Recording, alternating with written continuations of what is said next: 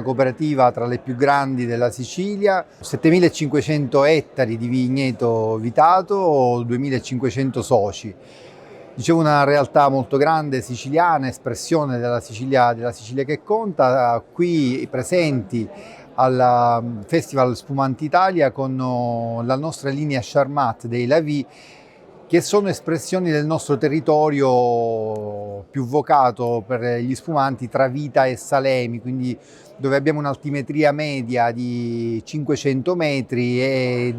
un territorio caratterizzato da queste colline gessose. Siamo qui con 5 spumanti di vitigni autoctoni Grillo, Nero d'Avola, nella versione rosé, il Nerello Mascalese, che sembra essere la sorpresa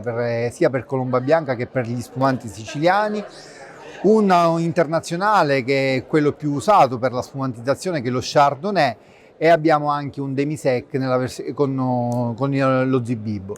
Ci auguriamo che la Sicilia con il progetto Spumanti possa avere la giusta dignità nel mondo del vino.